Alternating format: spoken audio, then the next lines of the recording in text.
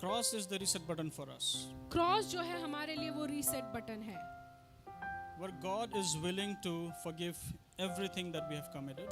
जहाँ परमेश्वर तैयार है हमें क्षमा करने के लिए वो सारी गलतियां जो हमने की है उसके लिए, And gives us one more chance to come before Him, to have fellowship with Him. और हमें एक और मौका देते हैं कि हम उनके साथ जो है एक रिश्ते में आ सके। So when we go to the cross, जब हम क्रूस की ओर जाते हैं, John chapter 19 verse 30 and 31.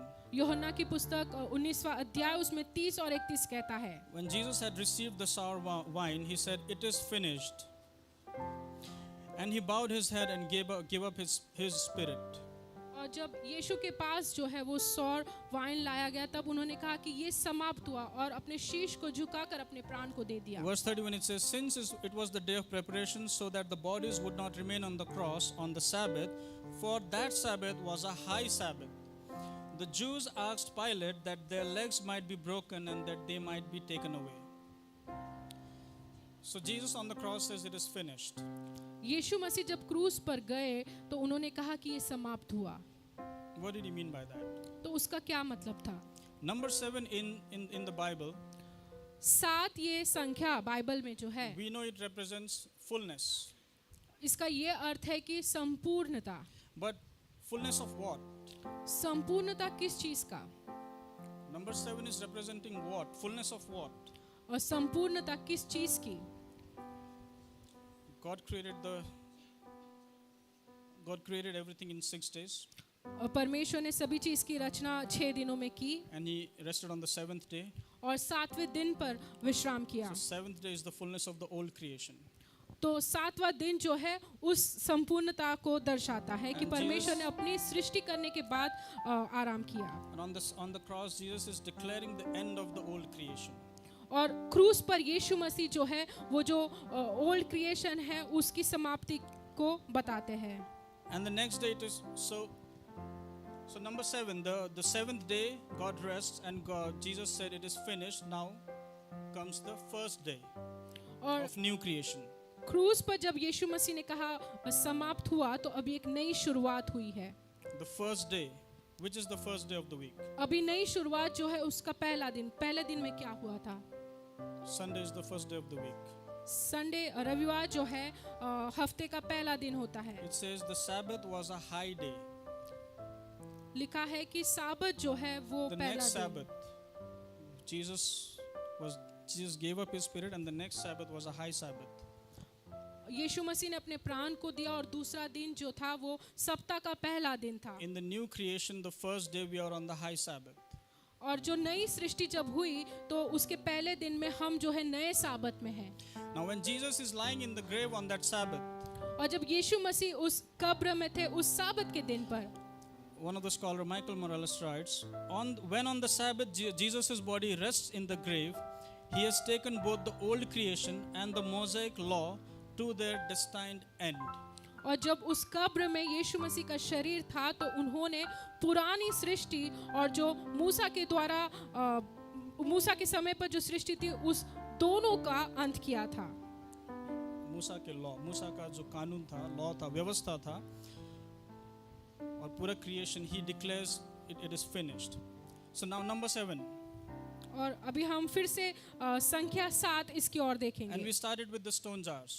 हमने शुरुआत की थी वो 6 पत्थर के गढ़ों के बारे में। 6. Number 6 represents incompleteness. नंबर 6 जो है वो इस बात को दर्शाता है जो पूरा नहीं हुआ। If you open John chapter 2, यदि हम यूहन्ना की पुस्तक देखेंगे उसमें दूसरा it says अध्याय on the third day लिखा है कि तीसरे दिन there was a wedding. एक विवाह था On the third day और तीसरे दिन there was a wedding. एक विवाह था। Jesus rose on the third day. यीशु मसीह तीसरे दिन He was resurrected on the third day. वो जीवित हुए तीसरे दिन पर And we believe on the resurrection और रेजरेक्शन पर हम जब देखते हैं there will be a wedding. एक विवाह होने वाला है। So John, तो यूहन्ना जो है the Gospel of John, यूहन्ना का सुसमाचार, he gives this hints, तो उसमें इन बातों का हिंट्स मिलता है हमें। beautiful connections. इसका बहुत ही सुंदर अर्थ है। The wedding is on the third day. शादी तीसरे दिन को हुई। Jesus rose on the third day, यीशु मसीह तीसरे दिन जी which is उठे, the first day of the new creation. जो नई सृष्टि का पहला दिन है, And there is a wedding, और एक विवाह है वहाँ पर, and the 6 jars standing there. और जो 6 गड़े हैं जो खड़े हैं वहाँ पर। We worthless, useless people. हम जो है जो वर्थलेस लोग हैं जिनका On कोई the third day, on value the नहीं है, resurrection, when he comes, जब रेजरेक्शन में यीशु मसीह जब आते हैं, he will fulfill us. He will bring us to completion. तो यीशु मसीह हमें पूर्ण बनाएंगे On the third day, तीसरे दिन। again, chapter 4, John, he is talking to that Samaritan woman. और यूहन्ना में 4 अध्याय हम शुरुआत में जब देखते हैं कि यीशु मसीह उस सामरी स्त्री से जब बात करते How हैं, many husbands did she have? उसके कितने पति थे? 5 husbands, and the one she was with, then he was not her husband. उसके 5 पति थे, और जो करंट में जिसके साथ वो रहती थी वो उसका पति भी नहीं था। 6 men, 6 पुरुष, again incomplete. अपूर्णता।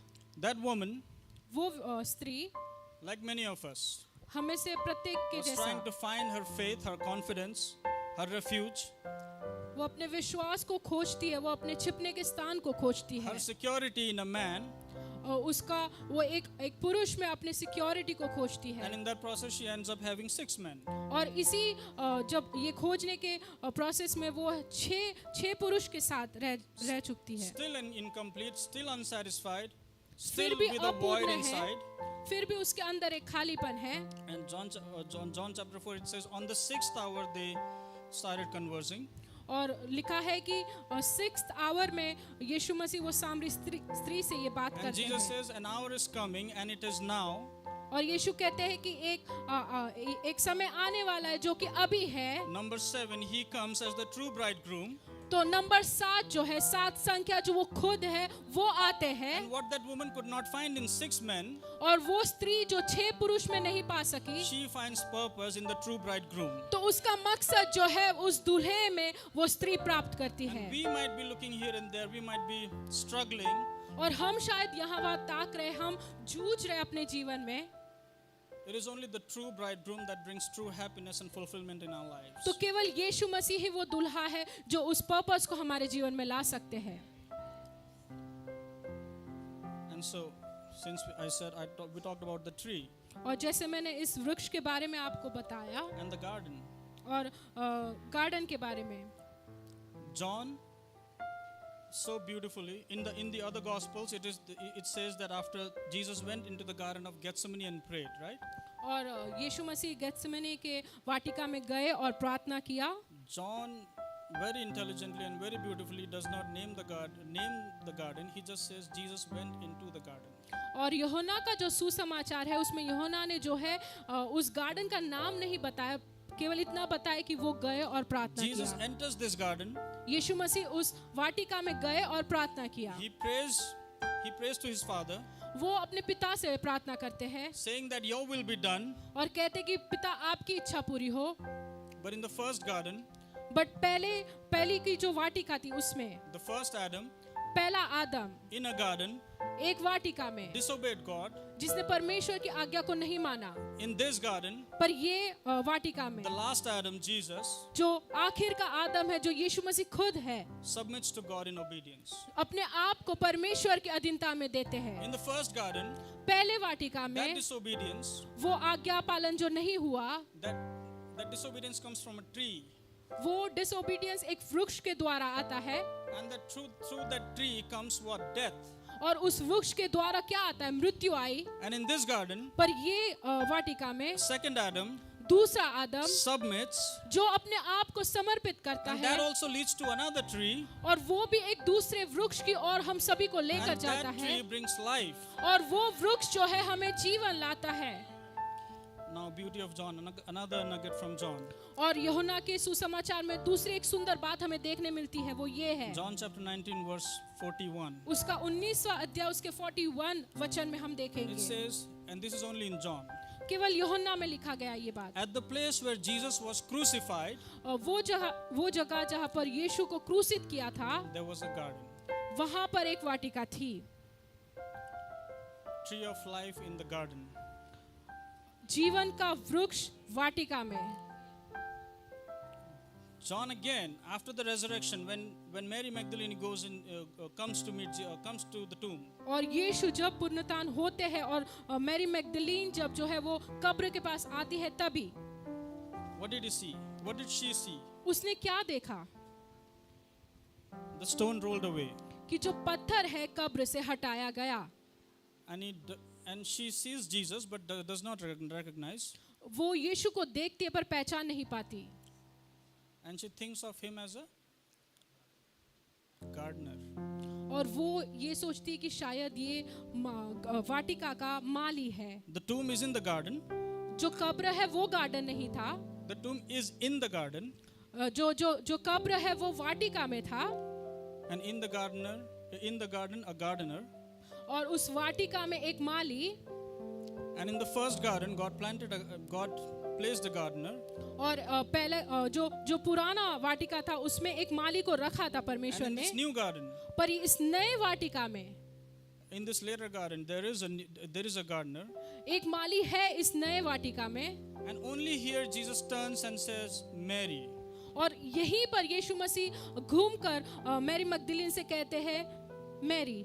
In John's Gospel, John very rarely names the women. और यूहन्ना के सुसमाचार में यूहन्ना नाम नहीं लिखते हैं उस स्त्री का, औरतों का. He has a reason behind that. उसके पीछे एक कारण है. Only when Jesus is resurrected, यीशु मसीह जब जी उठे उसके बाद in the garden there is a gardener. उस नए वाटिका में एक माली है, एक नया आदम, with a new Eve, एक नई हवा के साथ. and this Mary also represents. और ये जो मरियम है वो भी इस बात को If we दर्शाती go है. back to Exodus, यदि हम निर्गमन की पुस्तक में जाए तो when Moses and the Israelites crossed the Red Sea, जब मूसा और इजराइली जो है उस लाल समुद्र से होकर गुजरे तब a nation is born after crossing the Red Sea. एक नेशन, एक राज्य पैदा होता है उस लाल समुद्र को And पार who करने was the के बाद. first one to declare? और पहला व्यक्ति कौन था जिसने घोषणा की थी? Mary, मैरी, मरियम जिसका नाम है. and she declares, she breaks out into a song of praise. और वो जो है खुश होती है और गीत के द्वारा जो है वो स्तुति करती And है. in the resurrection, और पुनरुत्थान के समय में this Mary, when she sees Jesus, ये मरियम जब यीशु मसीह को she देखती is है the one who runs to the apostles वही है जो चेलों के पास जाती है and दौड़कर declares और कहती है the Messiah is risen. और कहती है कि मसीहा जो है वो जी उठा है. A new creation has started. एक नई सृष्टि का निर्माण हो चुका है. That's the beauty of John. ये यूहन्ना का सुसमाचार जो है उसकी सुंदरता In the है. first garden, they were expelled from the garden, from paradise. पुराने वाटिका में से उनको निकाल दिया गया था आदम और हवा को. This garden is the way. और ये जो नया Reopen for वाटिका us. है वो राह है हम सबों के लिए. Now, when in the garden, in the first garden, when God put Adam to sleep, और पहले पुराने वाटिका में जब परमेश्वर आदम को मतलब नींद में, गहरी नींद में डालते हैं, from his side he brings out whom? तो उसके पसली से किसको निकाला? Eve. हवा को निकाला. And so Adam was the man. और bride, bridegroom. आदम पुरुष था, दूल्हा था. And when Jesus, और जब यीशु he sleeps in the tomb, जब वो कब्र में सोए and when he rises up, और जब वो तीसरे दिन जी उठे the bride is prepared. तो दुल्हन जो है वो तैयार हुई. We are prepared. हम जो है तैयार हुए. God, just like God created Eve and presented to Adam, और जैसे परमेश्वर ने हवा को बनाकर आदम के सम्मुख रखा, प्रस्तुत किया आदम के सामने, God renews us, तो परमेश्वर हमको जो है presents us to our bridegroom. नया बनाते हैं और हमें हमारे दूल्हे के सामने प्रस्तुत करते हैं. And so that is why 1 Corinthians says, और इसलिए पहला कुरिन्थियों में लिखा गया है, anyone who is in Christ is a new creation. कि जो कोई मसीह में है वो नई सृष्टि है, We are a new creation. हम नई सृष्टि है। And that is what Jesus meant, it is finished. और इसका ही मतलब था जब यीशु कहते क्रूस पर कि वो समाप्त हुआ, The old has gone and the new has come. कि पुराना बीत गया बट नया शुरू हुआ है। I'm reminded of this song, पुरानी बातें बीत गई है देखो अब नई सृष्टि. Anyone if you know that song, it's a beautiful song.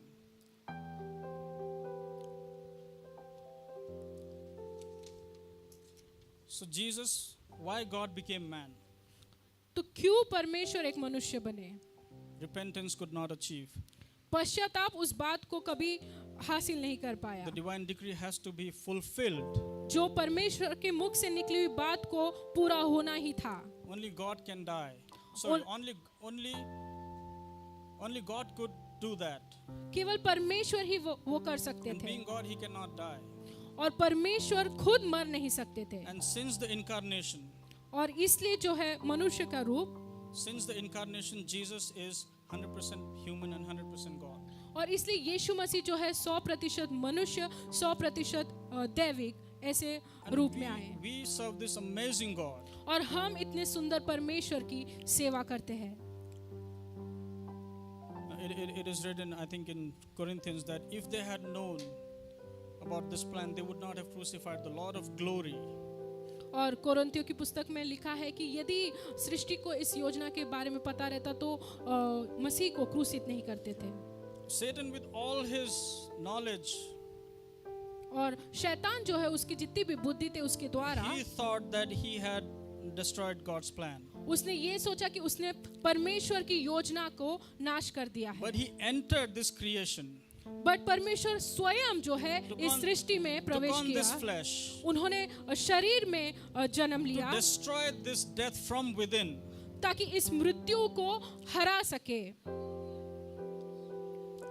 The God we serve is an amazing God.